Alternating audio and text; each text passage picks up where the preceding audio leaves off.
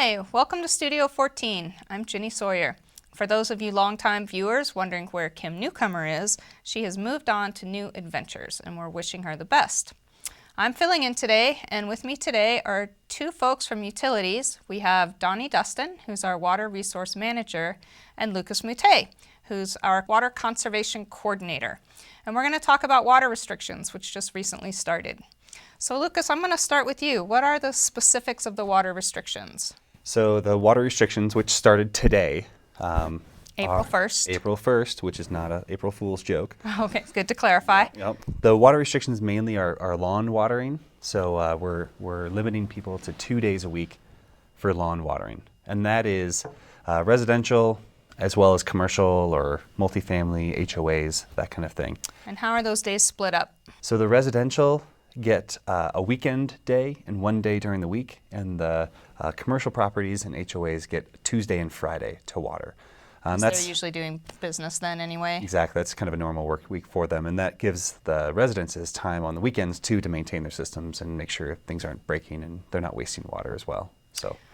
Okay, so people get 2 days a week to water. Are there time restrictions within those 2 days? There are, so you can't water between 10 a.m. in the morning and 6 p.m. in the evening. So those 8 hours during the day when evaporation is the highest, we won't let people water their lawns during that time. You can, if you need to, water trees, shrubs, flowers, or other things during that time. But we want you to water at night, either between midnight and 10 a.m. or 6 p.m. and midnight, to make sure that as much of that water that comes out of the sprinkler stays on the ground. Stays on the ground. So people who are planting gardens, growing food, doing a lot of flowers, what's the story for them? So those are unrestricted. Okay. We encourage people, as always, to use a shut-off nozzle on their hose or use drip irrigation or a soaker hose, something to minimize how much water is coming out of the hose. So we're not wasting water, we're using it efficiently still. But those, again, trees, shrubs, flower and veggie gardens are unrestricted. So they can get as much water under as level they want. 1, yep. But probably not during those 10 to 6 hours? They're still allowed to do it during that time, but again, you're going to lose more to evaporation during then. So we would discourage that. Yeah, if you can water in the morning or in the evening, that's best. Sometimes, in the heat of the summer, a tomato plant can barely make it through the whole day if it's going gangbusters. So sounds like my tomatoes. Yeah, that'd be nice. It would be good to have another summer like that, for sure. Not too hot, but hot enough to have good tomatoes. Right. So Donnie, this might be for you. Why didn't we start restrictions last year? Well, last year we had a pretty good supply of water, even considering the fire impacts that we saw up in the Poudre Canyon. The city has actually two sources of supply, the Poudre River, as well as the Colorado Big Thompson Project, or CBT project. We get delivery of our water from that project out of Horsetooth Reservoir. Each year they allocate an amount of water based on the type of conditions we're having. If it's hot and dry, they tend to give a high allocation. If it's cool and wet and high snowpack, they'll give a low allocation. Last year it was the maximum allocation. So we had enough water to meet all our demands as well as carry over the maximum amount we could for use in this year. So really restrictions, we had no place to save that additional water. Oh, so even if we had people conserve, it wouldn't have done a whole lot for us at that point. Correct. The city has limited storage capacity. We've been working for years on trying to increase our storage capacity to help to save what we conserve in times like this to be able to use later. Right.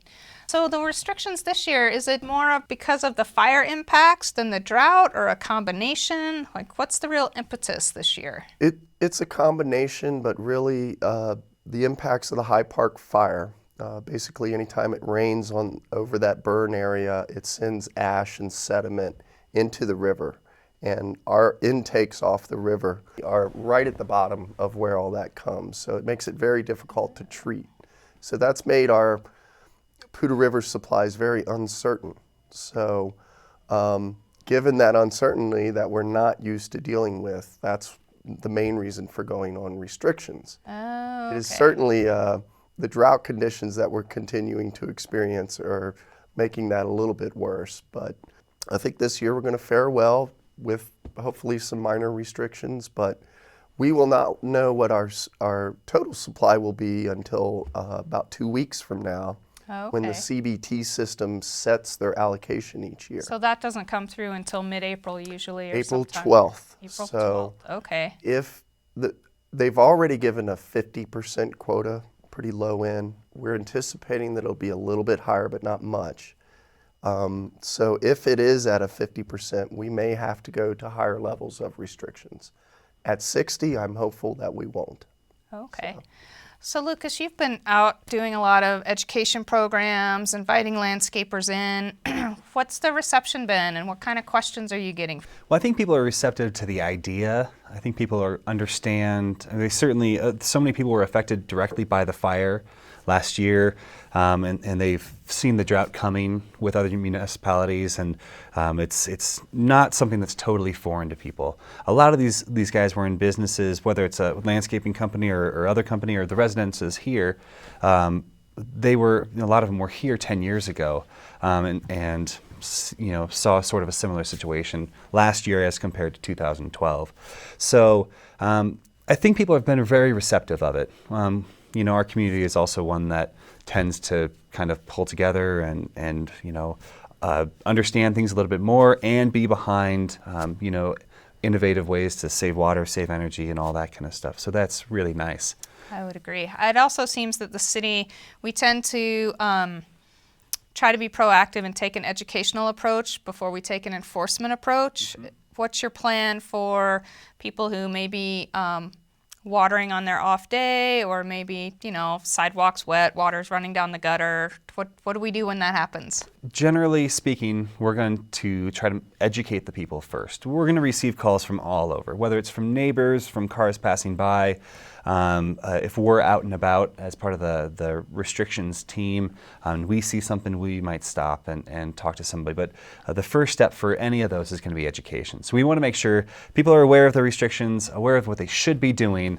If subsequently they decide to continue to do the same thing, right, and use water on the wrong day or in the wrong way, then we might go to a warning or a citation at that point. So we can escalate, but typically starting with education. Yes. Very good. I saw the video with the drawn-on finger puppets. Yeah. Very, very clever. I like that, getting the message across. Hey, did you hear that water restrictions are back? Yep. I know my days and times for lawn watering. Do you? No one tells me when to water my lawn. Don't be that way. Between the drought and the effects of last year's fires on the Poudre River, we're really short of water. This is an easy way to save water for the whole city, so we have enough for important things like drinking water and showers.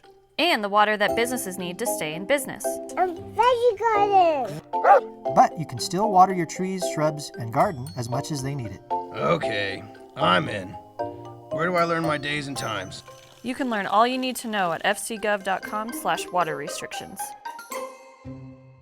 I've been doing some outreach as well and do some through my job, but one question was spraying out garages, like as opposed to just sweeping. People that tend to spray to clean stuff up. What do you have to say about that? So that falls under water restrictions as well. Okay. So in addition to lawn watering, what the ordinance calls spraying impervious surfaces, which is, essentially means pressure washing or spraying down sidewalks, driveways, patios, things of that nature, is not allowed this year now that we're under water restrictions, unless it's for a health or safety issue, or it's you might see it being done around town for graffiti abatement. So in Old Town, you're still going to see pressure washing early in the morning to clean up after Get the nasties away? Yeah, after large nights or events in the downtown Fort Collins area. Those are health and safety concerns. But for the typical resident at their home, unless it's something spilled that's potentially going to have people slip on it or be some sort of health issue, if it's just for aesthetics, then it's not allowed. Okay, that makes sense. So, Donnie, another question, and I hear this one come up a lot too. Like, we do a good job of conserving water. Lucas, as you said, our community's good at coming together and rallying around a cause. Sometimes it's hard to see the benefit. I mean, obviously we're saving a resource, but it's not necessarily a financial savings. True? The cost to produce the water is about 90% fixed, regardless of the amount of water that's used. besides just treating that water or having that water available, there's the piping system that gets it to your house. There's the personnel that needs to operate both the plant and the distribution system. So regardless of the water use, the price is about the same. So unfortunately, as water use has gone down, rates have gone up. But for the most part, if a customer has conserved their way down, they should be experiencing about the same or slightly higher bills than they would have with the higher water use. So it should still be fairly flat if your use stays the same. That's correct. And typically, so I'm thinking about my water bill, which I kind of track, and I definitely try, I'm pretty good. I try to monitor.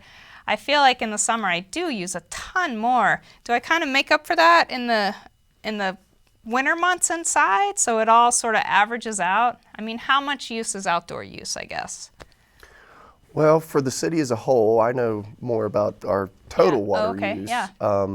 Indoor use is about 65% of our total city use, and about 35% is outdoor. Now, for the show, we were kind of talking that if you look at a single family residence, on average, it's about a 50% outdoor use and 50% indoor use. Okay. Keep in mind that the outdoor use is really probably only in a 4, 5, 6 month period. Right. So that's when that really gains. Yeah, when you peak in the summertime, you might be using 3 times more outside on a day in July than you do indoors. So whereas then you get back to April or October and you're using maybe 3 times more inside than you are outside. And typically December, January, February, you're not using any outside. And Right. if you do track your bills, you can track it that way and kind of figure out what you use in the winter time, and then that stays pretty much the same throughout the year. And you can kind of say anything above that is what you're using outside in a month in the summer. So with restrictions, and I know weather will play a part, hopefully we'll get some rain along the way, but watering 2 days a week, should you be able to keep your lawn pretty healthy? Yeah, from what, say, Tony Koski at CSU or other turf or lawn care experts out there, they are constantly recommending that you water less often and more deeply. So they essentially are saying to put water deeper down into the ground and do it less often. And there's lots of places around where you can see green, lush lawns that are only getting watered 1 day a week. And by lots, I mean I can think of a handful. It's not the typical way people do it. But if you, over time, keep your soil in a good state, aerate and add compost and fertilizer, and keep that kind of process going, keep weaning your lawn back and doing more water less often, you can get back to 1 or 2 days a week and have a very healthy, lush lawn. Yeah, I think it's that you want to train the roots to go deeper to get their water. And they'll be more resilient through times like this when we need to go onto restrictions. So yeah, they'll bounce back from after a drought faster and be more drought tolerant, more or less. For people who are maybe in a place where they need to reseed or possibly put in a new lawn, what considerations, knowing that probably over time, we do live in the West and water is a limited resource, we should practice these conservation measures. Are there better grasses than other grasses? Sure. There's certain types of grasses that will stand up really well under heavy foot traffic. And lots of pets. We both have small kids, so that probably is a concern to us. And the bluegrasses and tall turf type fescues do really well with those. Unfortunately, those tend to be at least on the medium to heavier water use side of things. There's a wide spectrum even within bluegrass. But if you don't need to have as much foot traffic on your lawn, you can use a lot more native grasses.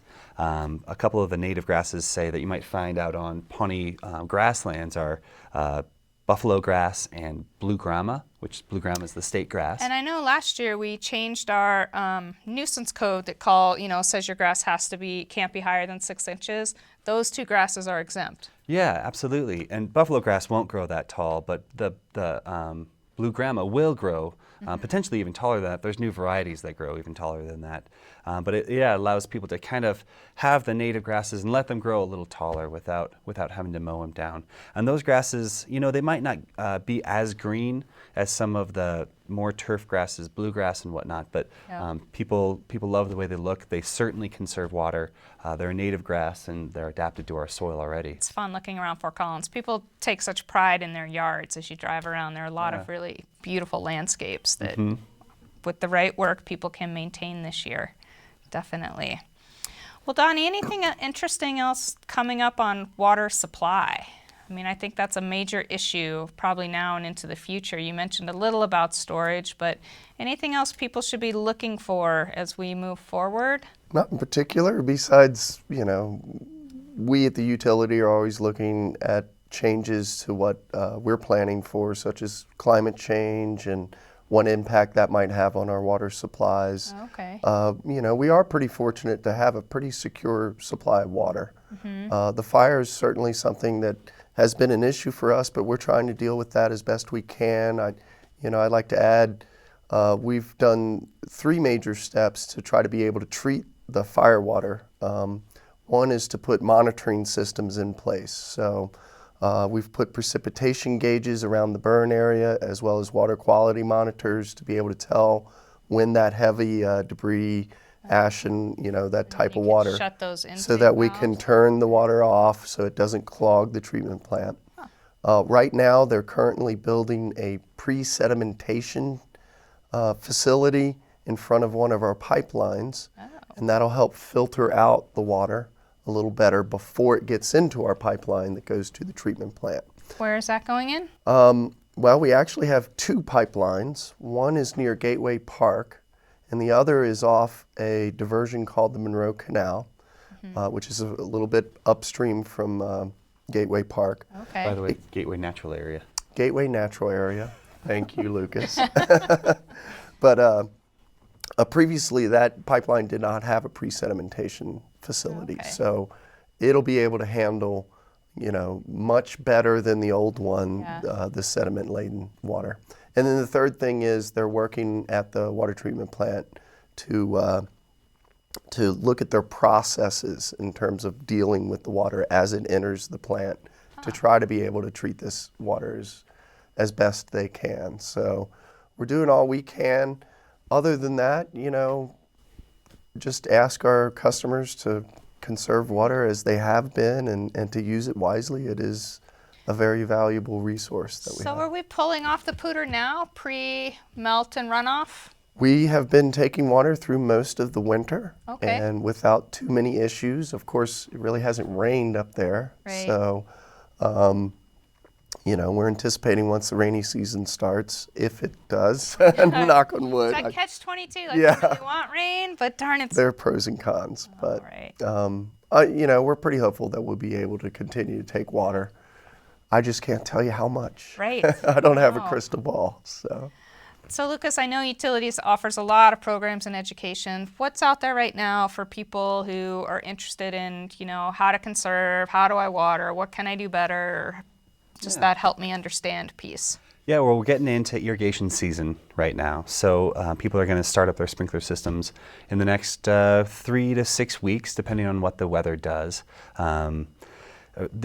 Most of our residents, our water customers, can take advantage of a lot of rebates. So outdoor, we have a pretty extensive list of irrigation equipment that we rebate. That's the controller, the timer that controls it all, the nozzles, the heads that actually pop out of the ground. Lots of pieces and parts to make lawn watering as efficient as possible. We have lots of design guides and plant varieties that we suggest for if you wanted to do maybe a zero-escape conversion on part of your lawn, the front yard or backyard. Try to give people as much knowledge as they can for that. This summer we're going to be continuing our sprinkler audit program, which is an hour and a half with a seasonal staff that that is trained on how to look at a lawn, look at the sprinkler system, and find out the best way to irrigate it. And So anyone can take advantage of that. any of our water customers, and actually we work with the other water districts surrounding the city, Fort Collins Loveland Water District, as well as Elko, East Larimer County Water District, to do sprinkler audits in their areas as well. What if you're still a hose dragger like me? Then you already save water. Really? Yeah, the typical hose dragger uses less water than somebody with a sprinkler system. So kudos to you. I was sort of hoping this would be the reason I could get, something I could set on a timer and never think of again. But Right. I'm actually doing okay with that. Well, the reason you're saving water is because you are thinking about it. Right. Because you're waiting until the lawn needs it. And then you go through the process of dragging out the hose and dragging out the sprinkler, and you water the lawn, and you probably water it fairly deeply. And when you do, and you're getting really good root depth, you're getting probably a really healthy lawn, and it's only getting water when it absolutely needs it. Or when I have time and I happen to be home, which better be on my 2 days through this summer. Yep, it's going to be interesting. But so hose draggers definitely save water over automatic sprinkler Interesting. systems. Yeah. Oh, that's good to know. So you talked a little bit about rebates for utility customers. So that's true with these restrictions too. They really only apply to City of Fort Collins utility customers. Yeah, so if you have a water bill that you pay to Fort Collins Utilities, a lot of people pay electric bills as well, but if it's also got water on there that goes to the city, then you are one of our water customers, and yet these water restrictions would fall under that. There's surrounding water districts. There's quite a few water districts around the city, but the two major ones are Fort Collins Loveland Water District on the south of town, and East Larimer County or Elko Water District on the northeast side of town. And if without looking up records or anything, it depends on who you pay your bill to for the water. Those other districts are on voluntary water restrictions. Oh, okay. And I would encourage people in those districts to go check out the websites of their water district and look up the details of those. They're certainly going to be mimicking ours, but I don't know all the particulars. Right. Okay. Very good. And so for people to find out what their days are, it's by address? It is by address. So evens are different days than odds. Okay. On their address, so opposite sides of the streets, north and south, east and west, and you can find them on fcgov.com/water-restrictions. Okay, all the info's there. Yep. I like the message of water less often and water deep. I think it's good to know that just because you only get to water 2 days a week, it doesn't mean that your yard's going to look dead. Right. Or done, so that's very good. And the educational approach versus enforcement. Seems like that's another great message.